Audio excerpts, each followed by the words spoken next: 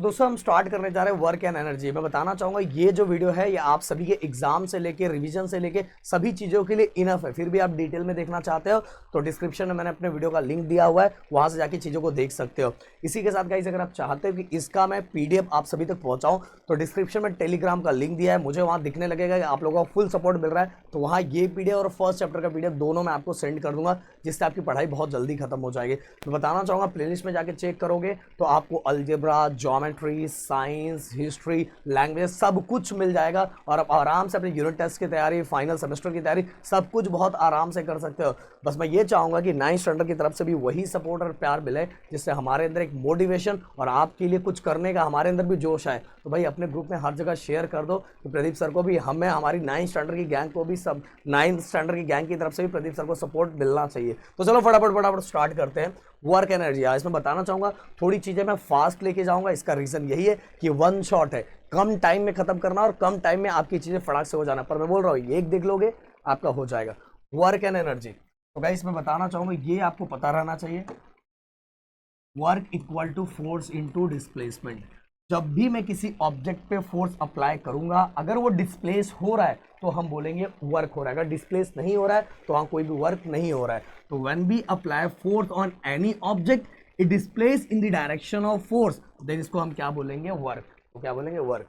इसके बाद गाइस अभी यहां आप देखो कि आपने छोटे में देखो, अभी तक जैसे ये एक ब्लॉक है, इस ब्लॉक के को अगर मैंने यहाँ से फोर्स धक्का मारा तो ये कहाँ जाता है, इधर। फोर्स भी इधर ही लगा रहा हूँ, फोर्स भी इधर ही लगा रहा हूँ, डिस्प्लेसमेंट भी इधर ही हो रहा है, दोनों इसी डायरेक्शन में हो रहा है। बट एक केस ऐसा भी रहता है जिसमें फोर्स एंड जो हमारा फोर्स एंड डिस्प्लेसमेंट दो डिफरेंट डायरेक्शन में होते हैं। जब दोनों दो डिफरेंट डायरेक्शन में होते हैं उसके लिए हम एक अलग फॉर्मूला यूज करते हैं, जो चीजें मैं आपको यहाँ दिखाने और बताने वाला हूँ। जैसे आपने छोटे में टॉयज ऐसे लेके चलते हैं, मतलब फोर्स यहाँ लगा रहे हो और बॉडी कहाँ डिस्प्लेस हो रही है, नीचे की तरफ। बॉडी डिस्प्लेस नीचे की तरफ हो रही है और फोर्स आप यहाँ लगा रहे हो, तो दोनों दो डिफरेंट डायरेक्शन में है। बॉडी डिस्प्लेस यहाँ हो रही है एंड फोर्स ऊपर लग रहा है, तो देखो दोनों चीजें दो डिफरेंट डायरेक्शन में। तो इसके लिए सिंपल सा है जो मैं आपके सामने रखने वाला हूँ। देखो अब ये जो मैं करने वाला हूँ ये आपके लिए अभी नया है, पर जैसे ही राउंड से ज्योमेट्री का ट्रिगो पढ़ाएंगे तो आपको समझ में आ जाएगा कॉस थीटा की एक्चुअल वैल्यू कैसे फाइंड की जाती है। बट अभी के लिए बस इतना याद रखो, ये थीटा की ये नीचे वाला इसको बोलते हैं एडजेसेंट, और ये 90 के सामने वाला होता है हाइपोटेनस, और ये है हमारा अदर साइड। तो कॉस थीटा के लिए क्या हो जाएगा, adjacent upon hypotenuse, adjacent upon hypotenuse. तो एडजेसेंट क्या है, F1, और हाइपोटेनस हमारा क्या है, F। तो इससे हमें नया फोर्स मिल जाएगा, मतलब F1 की वैल्यू मिल जाएगी F कॉस थीटा। अब वर्क का फॉर्मूला क्या होता है, work equal to force into displacement होता है।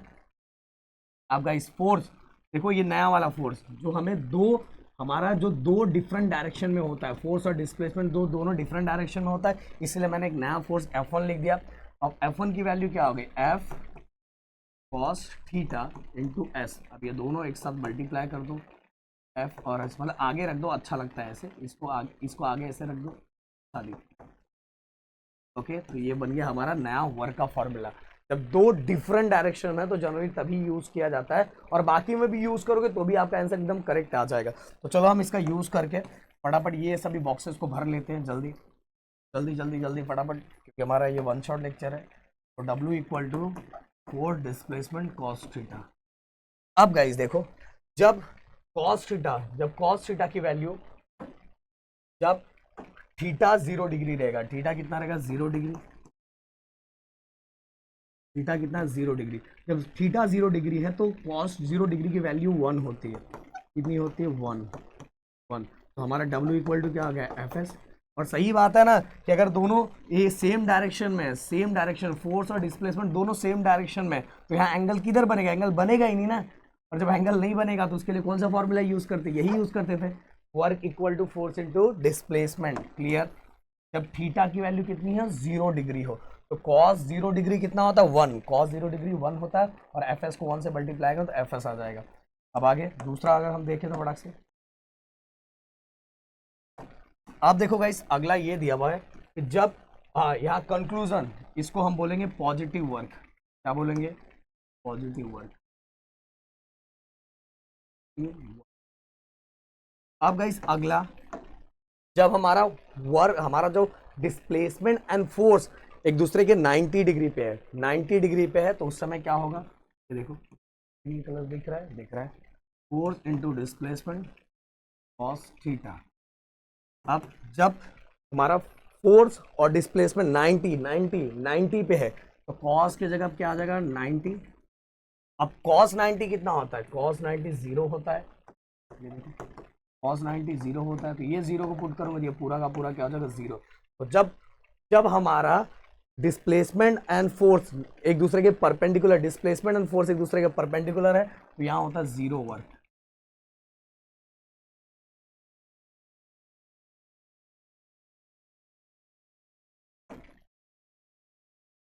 Zero work, okay. अब इसके बाद 180 डिग्री, अगर एक दूसरे के अपोजिट डायरेक्शन में है, हमारा फोर्स और डिस्प्लेसमेंट एक दूसरे के अपोजिट डायरेक्शन में है, तो एंगल कितना बनेगा 180। एंगल कितना बनेगा 180। मैं इसको इधर सॉल्व कर देता हूं।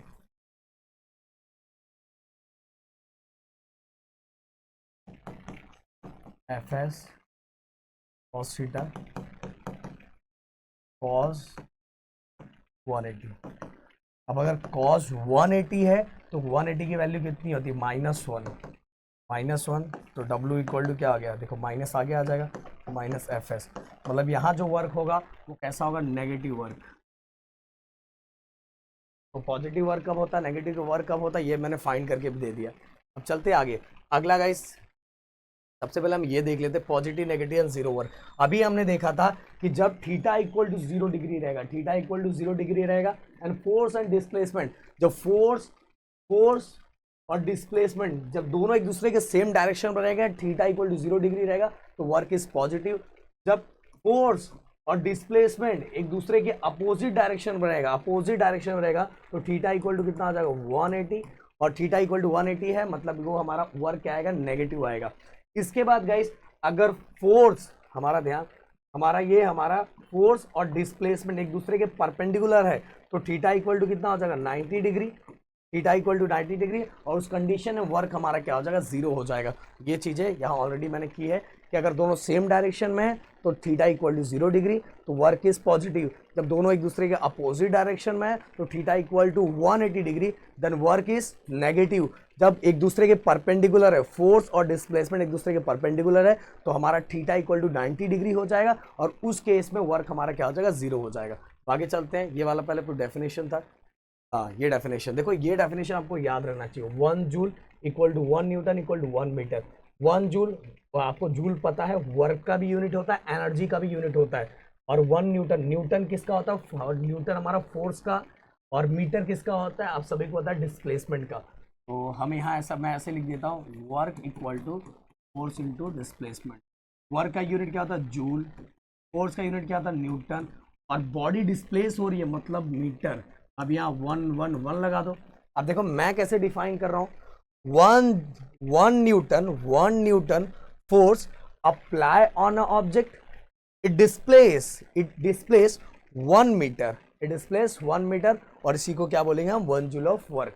क्लियर, इसी को देख के हमने पढ़ दिया। अब दूसरा सीजियस यूनिट की बात करें तो वर्क का सीजियस यूनिट क्या होता है, 1 अर्ग, देन ये 1 डाइन, ये ऐसा यूनिट है, ये क्या हमारा ऐसा यूनिट, तो ये हमारा क्या सीजीएस यूनिट, और मीटर का क्या होता है, सेंटीमीटर।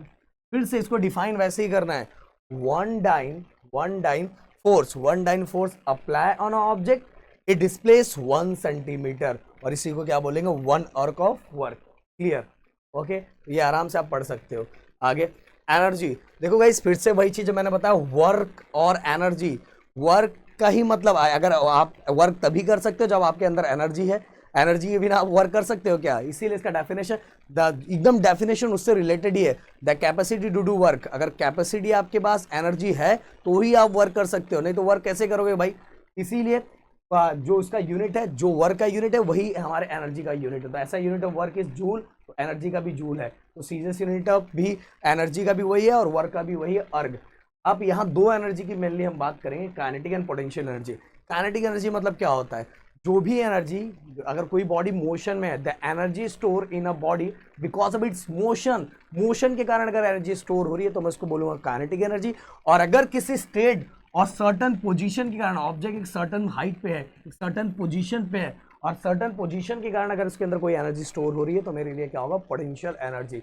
आप सभी को पता है कि अगर एक सर्टन हाइट पे नहीं होगा तो एच की वैल्यू क्या हो जाएगी, जीरो, और एच की वैल्यू जीरो हो गई तो पोटेंशियल एनर्जी भी क्या हो जाएगा, जीरो हो जाएगा। इसीलिए पोटेंशियल एनर्जी के लिए एक सर्टन स्टेट और सर्टन पोजीशन की जरूरत होती है, क्योंकि इसका फॉर्मूला mgh होता है। अगर हाइट नहीं है तो समझ लो वहां पोटेंशियल एनर्जी क्या है, जीरो है। तो दोनों का एकदम कॉन्सेप्ट एकदम क्लियर कि अगर मोशन में, अगर कोई बॉडी मोशन में है तो उसके अंदर काइनेटिक एनर्जी, और अगर सर्टन स्टेट और एक पोजीशन पे है और रेस्ट में है पर एक पोजीशन पे है तो उसके अंदर कौन सा होगा, पोटेंशियल एनर्जी। तो दोनों चीजें मैंने क्लियर कर दी। अब इसके बाद दोनों का डेरिवेशन, फटाक से हम दोनों का डेरिवेशन कर लेते हैं। तो सबसे पहले काइनेटिक एनर्जी, वर्क, एनर्जी मतलब ही वर्क होता है, इसलिए वर्क के ही फॉर्मूले का यूज करके काइनेटिक एनर्जी फाइंड करेंगे। तो फोर्स इनटू डिस्प्लेसमेंट, ये लिख दिया।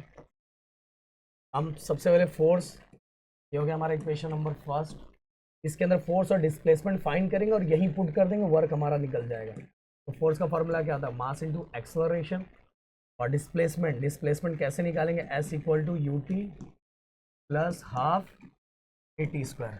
ओके, इनिशियल वेलोसिटी ऑब्जेक्ट की क्या होती है, जीरो, इसलिए ये कंडीशन जीरो हो गया। ये हमारे पास क्या बचा, ये जीरो, 1/2 ए टी स्क्वायर, तो ये हमारा सेकेंड, तो ये हमारा थर्ड। अब ये दोनों को मैं फर्स्ट में पुट कर दूंगा, तो W equal to force into displacement.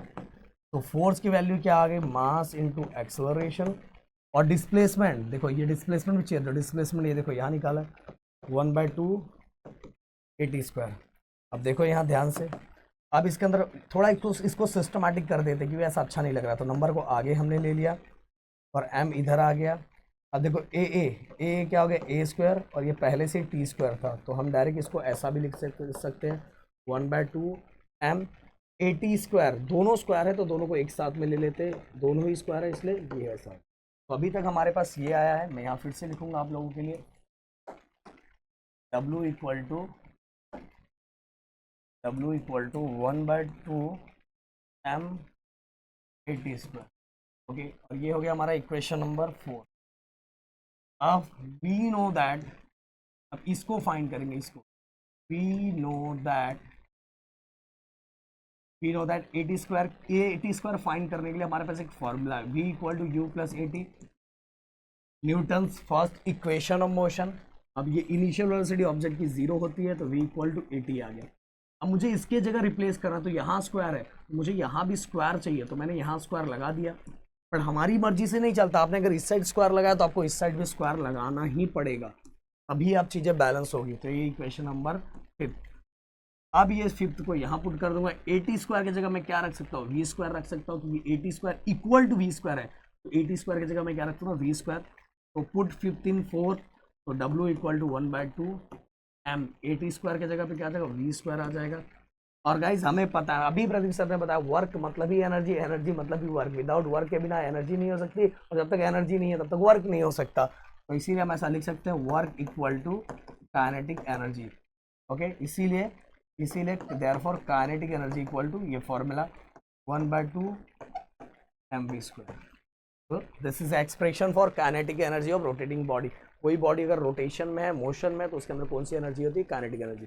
हम दूसरी बात गाइस, पोटेंशियल एनर्जी, मैंने बोला अगर किसी बॉडी के अंदर किसी स्टेट एंड पोजीशन के कारण उसके अंदर एनर्जी स्टोर हो रही है तो वो मेरे लिए क्या है, पोटेंशियल एनर्जी। अब same, work equal to force into displacement. अब फोर्स गाइस, फोर्स का फॉर्मूला क्या था, मास इनटू एक्सेलरेशन होता है, बट मैंने क्या बोला कि बॉडी को एक सर्टन हाइट और स्टेट या रेस्ट में तो भी एक सर्टन हाइट पे है। अब सर्टन हाइट पे है गाइस, तो सिंपल सी बात है, बॉडी को अगर ऊपर से नीचे छोड़ूंगा तो इसके ऊपर एक सर्टन हाइट पे, तो इसके ऊपर अभी भी क्या एक्ट हो रहा है, ग्रेविटी एक्ट हो रहा है ना, इसलिए यहाँ ए नहीं यूज होगा। अगर ये मैं पेन को छोड़ रहा हूँ तो पेन नीचे क्यों आता है, क्यों एक्सेलरेट होता है, because of acceleration due to gravity. तो यहाँ ये वाला लीनियर एक्सेलरेशन नहीं होता, यहाँ ये वाला एक्सेलरेशन। अब डिस्प्लेसमेंट, अगर मैं इसको यहाँ से छोड़ू, ये हमारा अर्थ का सरफेस है, तो यहाँ तक हम हाइट क्या लेते हैं, एच। ये सर्टन हाइट पे, मैंने बोला एक सर्टन पोजीशन और सर्टन स्टेट, इसीलिए डिस्प्लेसमेंट कितना होगा अगर हम उसको छोड़ेंगे तो h, इसीलिए W इक्वल टू क्या आ गया, mgh। और आप सभी को पता है वर्क मतलब ही एनर्जी होता है, तो एनर्जी, यहाँ पोटेंशियल एनर्जी की बात हो रही है, इसलिए potential energy equal to formula क्या आ गया, बस खत्म। अब अगला गाइस, ये transformation of energy, transformation of energy मतलब एनर्जी, एक आपको पता है law of conservation of energy, energy कभी भी, पहले मैं इसको बड़ा कर दूं, energy neither be created nor be destroy, it convert into one form to another form. Energy ना तो खत्म की जा सकती है ना तो बनाई जा सकती है, बस वो एक फॉर्म में से दूसरे फॉर्म में क्या हो जाती है, कन्वर्ट हो जाती है। जैसे अगर मैं यहाँ एक एग्जांपल ले लूँ, देखो आपको पता है कि जो हमारा फैन है वो मशीन है, क्या है, मशीन, आपने सुना होगा कहीं, मशीन है। और ये जो मैं स्विच ऑन ऑफ करूंगा तो यहाँ से मैं इलेक्ट्रिक एनर्जी दूंगा, electric energy is convert into a mechanical energy, machine को घुमाना स्टार्ट करेगा, तो इलेक्ट्रिक एनर्जी किस में कन्वर्ट हो गया, मैकेनिकल एनर्जी। तो देखो गाइस यहाँ लिखा हुआ है, तो इलेक्ट्रिक एनर्जी एरो इस साइड दिया हुआ है, ऊपर दिया हुआ इंजन और फैन, तो electric energy is convert into mechanical energy. अब देखो ये वाला एरो एरो, आपने वो जनरेटर देखा होगा जिसको मशीन को ऐसे घुमाते हैं, जैसे ही मशीन को हम घुमाते हैं तो हमारे यहाँ इलेक्ट्रिसिटी जनरेट हो जाती है। आपने गांव में देखा होगा कि जनरेटर यूज किया जाता था लाइट को, अगर लाइट चली जाती तो वो भी हम जनरेटर यूज करते हैं। तो मशीन का यूज करके मतलब मैकेनिकल एनर्जी का यूज करके, मैकेनिकल एनर्जी का यूज करके हम क्या जनरेट करते हैं, इलेक्ट्रिक एनर्जी जनरेट करते हैं। और ऐसे ही बहुत सारा, देखो यहाँ लाउड स्पीकर का भी दिया हुआ है, लाउड स्पीकर मतलब जो हमारे इधर डीजे लगता है तो उसके लिए क्या जरूरी होता है, इलेक्ट्रिक एनर्जी। तो इलेक्ट्रिक एनर्जी जैसे ही हम चालू करते हैं वो किस में कन्वर्ट होता था, साउंड एनर्जी में। तो देखो एरो इस तरह से दिया हुआ है। और माइक्रोफोन, माइक्रोफोन में साउंड एनर्जी किस में कन्वर्ट होता है, इलेक्ट्रिक एनर्जी में कन्वर्ट होता है। तो ये सभी चीज़ें, और ये आपको देखना थोड़ा जरूरी है। अब आगे चलते हैं, लॉ ऑफ कंजर्वेशन में जो मैंने अभी बताया आपको, energy neither be created nor be destroy, it convert into one form to another form. Okay समझ, और पूरी एनर्जी कांस्टेंट होती है, जो आज है, जो आने वाले 100 साल में रहेगी, सभी एनर्जी जो आज है वो भी 100 साल के बाद भी रहेगी। अपने बच्चे के बच्चे, बच्चे के बच्चे, बच्चे के बच्चे भी आएंगे। तो या तो हम पहले ले ले, हमारे दादा के दादा, दादा के दादा, दादा के दादा, जितनी एनर्जी उस टाइम थी उतनी ही एनर्जी अभी भी है, बस एनर्जी एक फॉर्म में से दूसरे फॉर्म में क्या होती है, कन्वर्ट होती है। और इसी को बोलते हैं law of conservation of energy. अब guys free fall, free fall मतलब कोई भी object falling under the influence of gravity, अगर कोई ऑब्जेक्ट ग्रेविटी के इन्फ्लुएंस में नीचे गिर रहा है तो हम इसको बोलते हैं फ्री फॉल। क्या बोलते हैं, फ्री फॉल। और फ्री फॉल के कॉन्सेप्ट को हम डिटेल में 10th स्टैंडर्ड के अंदर देखेंगे, अगर चाहिए तो आप सर्च करके देख लो, मैंने ऑलरेडी 10th स्टैंडर्ड के बच्चों को पढ़ाया, पर इतना समझने की यहाँ जरूरत नहीं है। अब यहाँ हम क्या करेंगे बता, जो अभी हमने कॉन्सेप्ट देखा था कि एनर्जी क्या होती है, हमेशा कांस्टेंट होती है, बस अगर एक बढ़ेगा तो दूसरा कम हो जाएगा, एक बढ़ेगा दूसरा कम हो जाएगा, बट दोनों को टोटल करोगे तो उसकी वैल्यू सेम आने वाली है। तो ये हम प्रूव करेंगे, ए पॉइंट पे, बी पॉइंट पे, सी पॉइंट पे हमारी एनर्जी तीनों जगह क्या होनी चाहिए, सेम होनी चाहिए। देखते हैं, प्रूफ करके देखते हैं। सबसे पहले at point A kinetic energy A. अब गाइस ऑब्जेक्ट अभी ऑब्जेक्ट यहाँ रखा है, ऑब्जेक्ट यहाँ रखा है रेस्ट में। मैंने क्या बोला, काइनेटिक एनर्जी तब रहती है जब बॉडी किस में हो, मोशन में हो। तो बॉडी अभी ऊपर रखा हुआ है, रखा हुआ मतलब क्या हो, रेस्ट में है, और रेस्ट में है तो उसके अंदर काइनेटिक एनर्जी नहीं होगा। तो इसलिए हम एम वी स्क्वायर होता है, पर इनिशियल वेलोसिटी स्टार्टिंग ऐसे पकड़ के रखा हूँ, तो इसीलिए इसको हमेशा यू, इनिशियल वेलोसिटी यू से दिखाते हैं। तो 1/2 mv स्क्वायर, और यू इनिशियल वेलोसिटी क्या है, 0 है। अगर ये 0 होगा तो पूरा का पूरा पार्ट क्या हो जाएगा, 0 हो जाएगा। तो काइनेटिक एनर्जी एट पॉइंट ए क्या होगा, 0 होगा, क्योंकि बॉडी रेस्ट में है, अभी कैसा रेस्ट में। आप उसी पे पोटेंशियल एनर्जी फाइंड करेंगे, पोटेंशियल एनर्जी एट ए, तो सिंपल सी बात है mgh, क्योंकि एक सर्टन हाइट पे है और सरफेस से लेके उसकी हाइट कितनी है, h है, और बॉडी का खुद का मास है, और जब बॉडी नीचे आएगी किससे एक्सेलरेट होके आएगी, due to acceleration, due to gravity. तो एक सर्टन हाइट पे, इसलिए mgh है। तो ये हो गया हमारा। अब हम निकालेंगे इसका total energy at point A.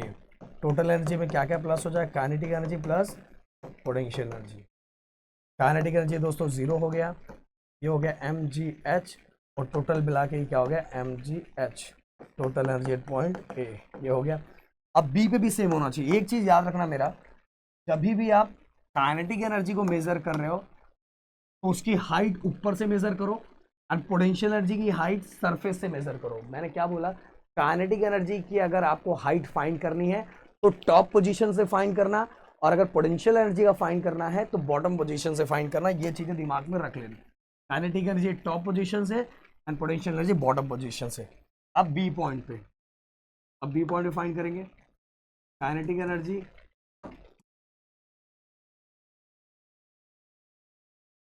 B, क्या फॉर्मूला है, 1/2 mv² ऑफ बी। अब बॉडी मैंने यहाँ से यहाँ रिलीज कर दिया, मतलब बॉडी मोशन में है और बॉडी कहाँ पहुंची है, बी पे पहुंची है। तो बी पे जब पहुंची है, बॉडी मोशन में है, क्योंकि बॉडी बी पे पहुंचने के टाइम उसमें कितना कितना काइनेटिक एनर्जी वो फाइंड करना रहेगा, क्योंकि बॉडी अब मोशन में है तो उसके अंदर काइनेटिक एनर्जी रहेगा। अब मुझे ये वी ऑफ बी फाइंड करना है, वी ऑफ बी फाइंड करने एकदम सिंपल सा तरीका, v² u² प्लस 2as होता है, बट गाइस इसके अंदर हम चेंज करेंगे। सबसे पहली बात, इनिशियल वेलोसिटी तो जीरो हो जाएगी। स्टार्टिंग वाली वेलोसिटी ऑब्जेक्ट की क्या होती है, स्टार्टिंग में वेलोसिटी क्या थी, जीरो थी। 2 ए के जगह मैंने बोला बॉडी अगर मैं छोड़ रहा हूँ तो क्यों एक्सेलरेट हो रहा है, क्यों accelerate, because of gravity, gravity के कारण एक्सेलरेशन हो, इसलिए ए की जगह क्या आ जाएगा, जी आ जाएगा। और सर ने अभी बताया कि अगर मैं काइनेटिक एनर्जी की बात करूँगा, बॉडी यहाँ पहुँचा है तो उसकी हाइट कहाँ से लेना है, ऊपर से लेना है। तो ऊपर से लेंगे तो कितना दिखाई दे रहा है, एक्स, कितना दिखाई दे रहा है, एक्स। बॉडी यहाँ पहुंची है और काइनेटिक एनर्जी के लिए उसको टॉप से लेना है, तो टॉप से कितना डिस्प्लेसमेंट हुआ, एक्स। तो ये कितना डिस्प्लेसमेंट है, बॉडी कितना डिस्प्लेस हुई है, एक्स। तो v², देखो v² equal to 2gx, 2gx। तो v² की जगह हम क्या रख देंगे, kinetic energy b equal 1/2 m, v² of b की जगह क्या रख देंगे, 2gx, और दोनों साइड से 2 कैंसल, और क्या बचेगा, mgx। ये हो जाएगा काइनेटिक एनर्जी एट बी, ये निकल गया। अब हम काइनेटिक एनर्जी हमारा निकल गया, पोटेंशियल एनर्जी पॉइंट बी। फिर से इस बी पॉइंट पे पोटेंशियल एनर्जी कितना रहेगा, तो हमें फॉर्मूला पता है, mgh होता है, पर मैंने क्या बताया कि ये हमें हाइट भी फाइंड करना है ना, हाइट पोटेंशियल एनर्जी के लिए कहाँ से लेना है, बॉटम से लेना है। कहाँ से, बॉटम से। तो बॉटम से हाइट कितनी है, h minus x, h minus x, ध्यान दो एकदम अच्छे से। अब हम ब्रैकेट को ओपन करेंगे, mgh, अंदर भी ब्रैकेट को देखो, mg को h के साथ किया, mg को x के साथ करेंगे, mgx। हो गया ये हमारा पोटेंशियल एनर्जी एट बी मिल गया। अब गाइस हमें क्या करना, पोटेंशियल, काइनेटिक पोटेंशियल मिल गया। काइनेटिक और पोटेंशियल में देखो, काइनेटिक का ये है और पोटेंशियल का ये है। अब दोनों के क्या निकालेंगे, टोटल एनर्जी एट बी क्या होता है, kinetic energy at B plus potential energy at B. अब हम प्लस करेंगे, काइनेटिक एनर्जी कितना है, mgx प्लस पोटेंशियल एनर्जी क्या है, mgh माइनस mg। अब देखो ये दोनों कैंसल, प्लस mgx, ये माइनस mgx कैंसल। तो हमारे लिए फाइनली क्या बचा, total energy at point B which is equal to mgh। ये भी हो गया। मतलब कहने का मतलब क्या है कि देखो ये फर्स्ट ए पॉइंट वाला मिल गया, मैं इसको अलग कलर में लिख देता हूँ। ये फर्स्ट ए पॉइंट पे इतना है, बी पॉइंट पे mgh ही है। अब हमें फाइंड करना सी पॉइंट वाला। अगर सी पॉइंट वाला हमारा काम हो गया तो भाई समझ लो हम सही है। तो एट पॉइंट सी, तो सबसे पहले काइनेटिक एनर्जी, बॉडी ऊपर से नीचे छोड़ा है, बॉडी मोशन है, बॉल नीचे आने के बाद फिर से ऊपर आता है ना, मतलब मोशन में है, मतलब काइनेटिक एनर्जी है। तो काइनेटिक एनर्जी है, kinetic energy at point C क्या होगा, 1/2 mv² ऑफ सी। कौन सी वेलोसिटी रहेगी, सी ना, क्योंकि सी पॉइंट की बात करो तो वेलोसिटी भी सी। अब ये सी फाइंड करना है मुझे, फिर से वही वाला formula, v² equal to u² plus 2as। ध्यान दो, फिर से चेंज करूंगा, इनिशियल वेलोसिटी से जीरो हो जाएगी, 2a के जगह पे g आ जाएगा, क्योंकि क्यों एक्सेलरेट हो रहा है, बिकॉज ऑफ ग्रेविटी। पेट्रोल थोड़ी डाला बॉल के अंदर, ग्रेविटी के कारण ये नीचे आगे बढ़ रहा है। और बॉडी यहाँ पहुंची है, ध्यान देना, यहाँ पहुंची है। मैंने हमेशा बोला काइनेटिक एनर्जी को टॉप पे से लेना है, तो टॉप पे से देखो, टॉप पे से टोटल हाइट कितनी, h। काइनेटिक एनर्जी को टॉप पे से लोगे, टोटल हाइट h है, s के जगह पे क्या आ जाएगा, h आ जाएगा। मतलब कहने का मतलब इस v² ऑफ c के जगह पे अब क्या लगाना है, 2gh। तो मैं यहाँ लिख देता हूँ तो थोड़ा छोटू सा करना पड़ेगा। तो एक ही स्लाइड पे सब हो जाएगा तो आपको अच्छा। तो हम यहाँ लिखेंगे, देखो फिर से मैं यहाँ लिखता हूँ kinetic energy C 1/2 mv² of C। अब v² ऑफ C की वैल्यू क्या है 2gh। 2gh 2 गए हो, काइनेटिक एनर्जी C क्या आ गया mgh। अब काइनेटिक एनर्जी के साथ क्या करना, पोटेंशियल एनर्जी भी फाइंड कर रहे हैं C पे। पर भाई देखो ये हाइट है क्या, सरफेस पे आ गया है। पोटेंशियल एनर्जी के लिए क्या चाहिए रहता है, हाइट चाहिए रहता है। बट पोटेंशियल एनर्जी का फॉर्मूला क्या होता है mgh होता है। पर हाइट इसमें अंदर क्या आ गया, हाइट क्या आ गया 0। अगर ये 0 आ गया तो पूरा का पूरा पार्ट 0 हो गया, पूरा का पूरा पार्ट 0 हो गया। बट गाइस अगर हम ध्यान देंगे, अगर अच्छे से फोकस करेंगे तो देखो kinetic energy eight C point, potential energy eight C point. यहाँ लिखता हूँ total energy eight C, direct लिख देता हूँ mgh। पोटेंशियल एनर्जी और काइनेटिक एनर्जी mgh है और पोटेंशियल एनर्जी कितना 0 है। हो गया ना भाई, तो ये हो गया हमारा इक्वेशन नंबर 3। ये देखो अब ध्यान से,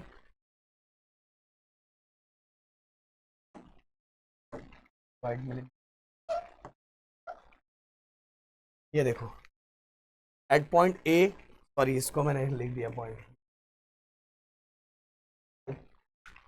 mgh mgh और mgh तीनों जगह पे, ए पॉइंट पे mgh, बी पॉइंट पे mgh, सी पॉइंट पे mgh। बस क्या होता है पता है, एक जगह काइनेटिक बढ़ता है तो पोटेंशियल कम हो जाता है, एक जगह पोटेंशियल बढ़ता है तो काइनेटिक कम हो जाता है। बस ये होता है। पर दोनों को टोटल करेंगे तो एनर्जी क्या होता है, रिमेंस कांस्टेंट होता है। क्योंकि आपको बताया कि एनर्जी एक फॉर्म में से दूसरे फॉर्म में कन्वर्ट होती है। एनर्जी ना तो बनाई जा सकती है ना तो खत्म होती है, इसीलिए वो बोलते हैं law of conservation of energy. So guys यहाँ पूरा का पूरा चैप्टर हमने खत्म कर दिया वन शॉट में। मैंने बोला कि अगर आपको इसको डिटेल में देखना है तो डिस्क्रिप्शन में लिंक दिया है। बट अगर रिवीजन के लिए और फटाफट चीज़ों को खत्म करने के लिए ये लेक्चर एकदम इनफ है। तो मिलते हैं नेक्स्ट वीडियो में। Thank you so much guys, जय हिंद एंड जय महाराष्ट्र।